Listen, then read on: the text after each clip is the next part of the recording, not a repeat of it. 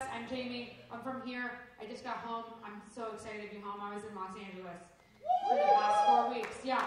And I love LA, but I will say, like, I got off the plane. I was there for like an hour, and a man approached me, and he was like, "You look like every Midwestern guy's dream girl." And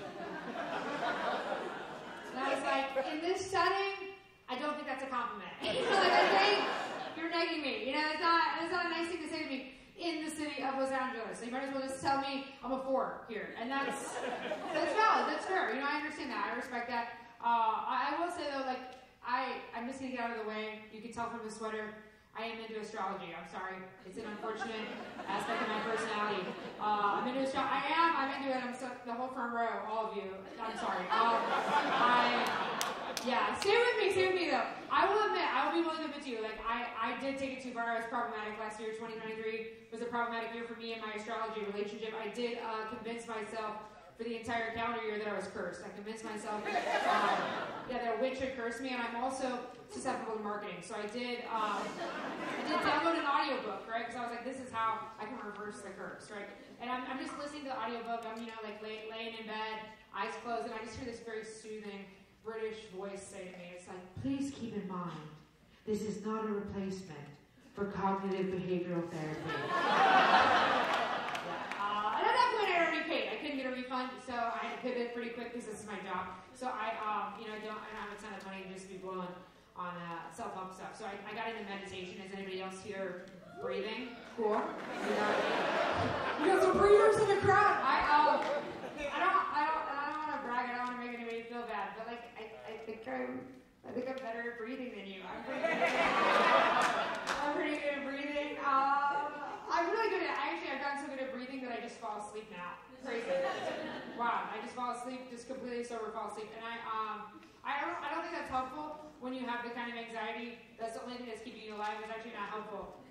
Because I fall asleep and I have these terrible nightmares. The past 5 nights, I'll tell you what it's been. I've been sitting in a diner across from my high school ex-boyfriend. And I'm a former theater kid. So every time that I try to confront him, I break out into a song, DJ Hit It. And at least the past 5 nights, it's gone like this. I've had to look at him and just be like, Alex, this is supposed to be my brain. What are you doing here? What the hell? We broke up 15 years ago. I've grown up. I'm sure you have as well. You broke my heart so ruthlessly I couldn't find a single piece. And yet I hope you're doing better. Just not doing better than me. Please don't be doing better than me. And I hope that when you're wearing socks or boots that the socks slide down the back of your shoes and get stuck in your arch and you can't adjust it because you're driving long distance and there's no exit. And I hope that when you go to the donut shop and you ask for chocolate with the sprinkles on top, they've sold out of those. All they have is jelly and you're mad. You hate jelly. And I hope that when you park for just 5 minutes, you get a really costly parking ticket. You look in the mirror and you doubt yourself the way you made me feel crazy when I needed your help. I hope your breath always smells atrocious. I hope you catch a mild strain of COVID. Nah, forget that. I hope you break your knees. Yeah, I hope you're doing better. Just don't be doing better than me.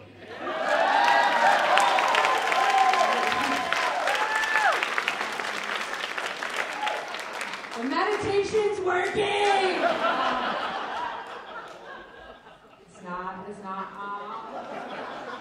Everybody's gonna be shocked to learn from the general demeanor of my set so far that I did recently get divorced. I did do that. Pretty cool. I will say, you didn't cheer, and that's okay. It makes me feel at home. I feel like I'm sitting in a room with my mom and all her friends, because they were not happy. They were not pleased. They kind of looked at me like I was one of the rescue cats in a Sarah McLachlan commercial.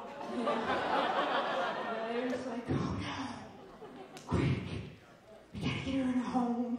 If we don't get her back in a home, we're gonna put her down. I think it's a very interesting point of view because I don't know if it's like scientifically the best idea to put feral animals in households. Like if you put me in a house right now, I will tear up the furniture. Okay, like if you make me go into someone's home, I will poop on the floor. Okay, like I'm not litter box trained at this point in my life. But I will say, like I am proud of myself because I think that I was able to look at my relationship and see that it was working. It was not working before I did this. DJ Hit It.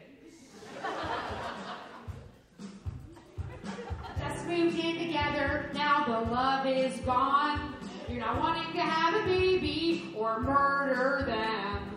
You should probably break up, but you think you'd be wrong. Well, you can do this instead. Adopt a dog to fill the void in your relationship. Adopt a dog, ignore the issues that you can address. Adopt a dog, continue lying to all of your friends. Adopt a dog, adopt a dog. Woo! This dog needs you like you and your boyfriend need to break up. This dog loves you like he doesn't love you anymore. This dog licks your hand the way your boyfriend needs to clean up his act. He needs to clean up his act. Adopt it up and stay together for like 12 more years. Adopt it up, okay, like 2 if it's a senior dog. Adopt it up, although one dog lived for like 30 years. Adopt a dog, adopt a dog. Now I know you may be thinking, dogs can't solve my problems. Dogs eat grass and kibble. Dogs cannot make me whole. Wrong. Of course they can. 1, 2, 3. Adopt a dog and run away into the sunset. Adopt a dog. You two are better off without Brett. Adopt a dog. You can also do this with like 13 cats. Adopt a dog. Adopt a dog. Adopt a dog.